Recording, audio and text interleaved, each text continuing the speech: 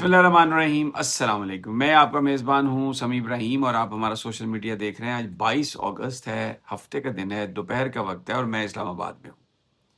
मौसम बादल छाए हुए हैं, रात भी बारिश होती रही। पिछले 7-8 दिनों से भरपूर लोग यहाँ पर वेदर एंजॉय कर रहे हैं और ख़बरें जो हैं वो बड़ी इस वक्त सियासत में तेज़ी आ गई है। वो जो तौहीन अदालत की है वफाकी हुकूमत ने, उसके ख़िलाफ़ एक पिटीशन दायर कर दी गई है तौहीन अदालत की सुप्रीम कोर्ट में पीटीआई की तरफ से, डॉक्टर उस्मा की तरफ से। और जिन लोगों को पार्टी बनाया गया उनमें वज़ीर आज़म हैं शहबाज शरीफ, वज़ीर दाखिला वज़ीर कानून आज़म नज़ीर तारड़, वज़ीर इत्तलात अता तारड़, इसके अलावा चीफ कमिश्नर आईजी जेल खाना जात, सेक्रेटरी दाखिला, इनको इसमें फ़रीक बनाया गया और कहा गया है कि फ़ैसले की तौहीन की गई है। सलमान अकरम राजा साहब ने जब ये पिटीशन दायर की है तो उन्होंने कहा है कि अब उम्मीद है हमें कि सुप्रीम कोर्ट ऑफ पाकिस्तान इस फैसला, ये जो तौहीन अदालत हुई है इस पर देखेगी और इस पर फैसला करेगी और ये जो झूठा बयानिया बनाने की कोशिश की जा रही है ये बयानिया भी रिजेक्ट होगा और पीटीआई हर सतह पर आवाज़ उठाएगी। बड़ा खुलकर ये बात की, सुन लेते हैं सलमान अकरम राजा साहब की गुफ्तगू। हमेशा ये कहते हैं कि उम्मीद का जो लफ्ज़ है वो इजाफी है। अदालत ने फैसला करना होता है कानून, आइन, वाक़यात के हवाले से, तो हम वो दरवाज़ा खटखटाते रहेंगे, हम कहते रहेंगे कानून ये है, वाक़यात ये हैं। उसके बाद अदालत क्या करती है, कभी हमें इंसाफ मिलेगा, कभी नहीं मिलेगा। पिछले 3 साल तो ये एक ऐसा वाक़या रहा है कि जब हमें अदालत से कोई रिलीफ मिली है, वो सिविलियन का मिलिट्री कोर्ट में ट्रायल हो, वो पीटीआई की मखसूस नशस्तें हों, तो इन्होंने पूरे निज़ाम को ही मुनहदम किया। 26वीं और 27वीं तरामीम इसीलिए आई कि इस अदालती निज़ाम पर ये हावी हो जाएं, तो वो हो चुके हैं हावी। वो कोई भी मुकदमा हो जहाँ सरकार की ख्वाहिश एक समत हो और आइन और कानून दूसरी समत हो, तो वहाँ एक मामला खड़ा हो जाता है कि अदालत क्या करेगी। इसीलिए मैं कहता हूँ कि मैं उम्मीद नहीं करता, लेकिन मैं तकाजा करता रहूँ। अच्छा, अब सिर्फ यही नहीं है, मैंने आपको रात भी बताया था कि अपोजिशन भी मुत्तहद हो गई है और मंडे को उनका कौमी असम्बली में इजलास होगा मुस्तकबिल का लाया अमल। और मुझे यह लग रहा है कि ये सूरत हाल खासी गंभीर हो जाएगी क्योंकि हामिद मीर साहब मारूफ सहाफ़ी हैं और दोनों तरफ की खबरें रखते हैं। उन्होंने एक टीवी प्रोग्राम में जो गुफ्तगू की है उसके मुताबिक तो ऐसा लगता है कि ये गवर्नमेंट जो है शहबाज शरीफ साहब की, इस एक्ट की वजह से तब्दील भी हो सकती है, जा भी सकती है। हामिद मीर साहब की गुफ्तगू हम सुन लेते हैं क्योंकि उन्होंने 3-4 वज़रा से अलग-अलग बात की है और वेरी इंटरेस्टिंगली वो कहते हैं कि मुझसे एक वज़ीर ने पूछा कि आप बताएं क्या हो रहा है, और ये वो वज़ीर हैं जो बाकायदा गुफ्तगू करते हैं टीवी पर आकर इस मामले पर। सुनिए ज़रा हामिद मीर साहब क्या हो रहा है और क्यों हुकूमत ने उस तरीके से अमल दरामद नहीं किया इस सुप्रीम कोर्ट के ऑर्डर पर जैसे शायद करना चाहिए था उनको। जी शहजाद इकबाल साहब, एक तो मैंने परसों रात को शाहजेब खानज़ादा शाह के शो में ये हुकूमत किसी भी कीमत पे नहीं चाहिए कि इमरान खान जो है उनको शिफा हॉस्पिटल में शिफ्ट कर दिया जाए, तो सिर्फ चंद घंटों के लिए उनको ले जाया जा सकता है। लेकिन जब कल रात को फिर मोहसिन नकवी साहब जो है उनकी प्राइम मिनिस्टर से मीटिंग हुई और उसके बाद फैसला हो गया कि जी आप इनको ले जाना है शिफा हॉस्पिटल, तो उसके बाद डॉक्टर फैसल सुल्तान साहब को भी यही कहा गया कि जी आप शिफा हॉस्पिटल पहुंचे। लेकिन इमरान खान को वो लेके पिम्स हॉस्पिटल और वहां पे डॉक्टर उस्मा मौजूद थी लेकिन फैसल सुल्तान मौजूद नहीं थे। तो मेरी जो अंडरस्टैंडिंग है, जितना मैं पाकिस्तान के कानून को आइन को समझता हूँ, ये क्लियर किस्म की तौहीन अदालत है। ये न सिर्फ कंटेम्प्ट ऑफ कोर्ट है बल्कि ये आइन का जो आर्टिकल 190 है 190 ये उसकी भी खिलाफवर्जी है और भी बहुत से कानून की खिलाफवर्जी है। तो इंटरेस्टिंग बात ये है कि आज मैंने कम से कम 4 फेडरल मिनिस्टर्स जो हैं उनको ये पूछा, और ऐसा नहीं कि मैंने उन सबको इकट्ठे कहीं पे आके पूछ लिया, अलग-अलग, क्योंकि मैं भी आपकी तरह अंडरस्टैंड करना चाह रहा था कि इन्होंने किया क्या है। तो उनमें जो एक मिनिस्टर साहब जो बराह रास्त इस मामले से मुंसलिक है और मीडिया पे बार बार इस पर बात भी करते रहे हैं, वो मुझसे पूछ रहे थे आप बताएं क्या हुआ। एक और मिनिस्टर साहब जो हैं वो मुझे ये तासुर देने की कोशिश कर रहे थे जी कि हम तो सुप्रीम कोर्ट का ऑर्डर इंप्लीमेंट करना चाहते हैं लेकिन ये किसी ने हमें करने नहीं दिया। अब जिस तरह उन्होंने इशारा किया, उनसे बात की, तो वो कहते हैं जी बिल्कुल हमारा इससे दूर दूर का कोई वास्ता नहीं है। ये आप देख लें कि सुप्रीम कोर्ट का ऑर्डर है, रिव्यू पिटीशन में चीफ कमिश्नर इस्लामाबाद गया है, इंप्लीमेंटेशन जो है वो इस्लामाबाद की इंतजामिया ने करनी थी, हमारे पे ये ऐसे ही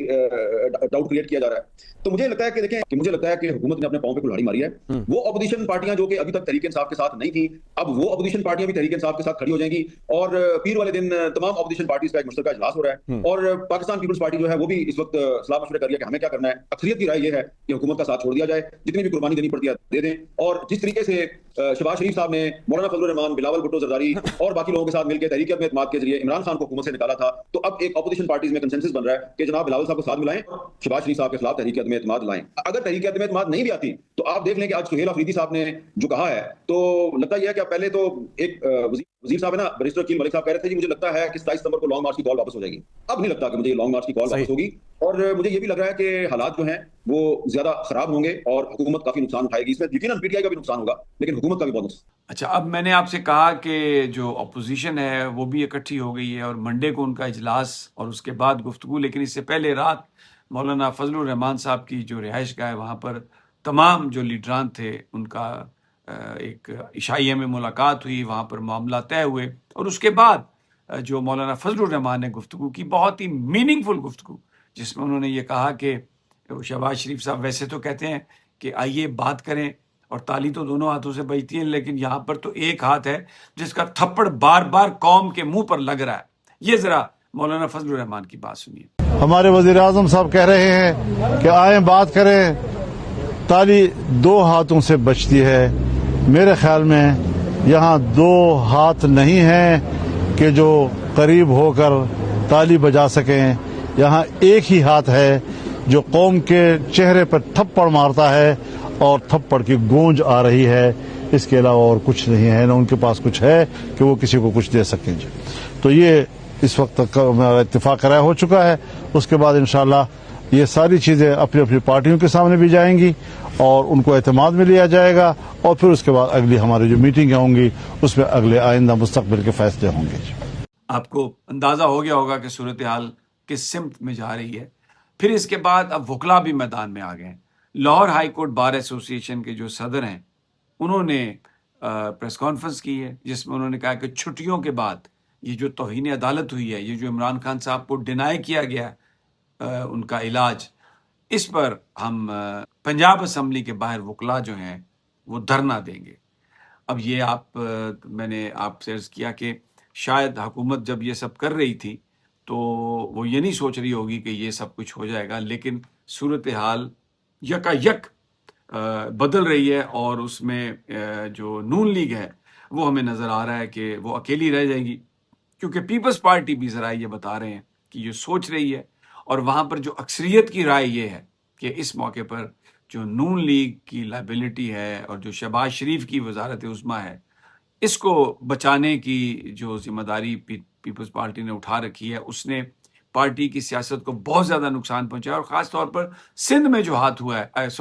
कश्मीर में जो हाथ हुआ है पीपल्स पार्टी के साथ, उस पर बिलावल भुट्टो भी जो हैं वो खासे बरहम है। तो इसलिए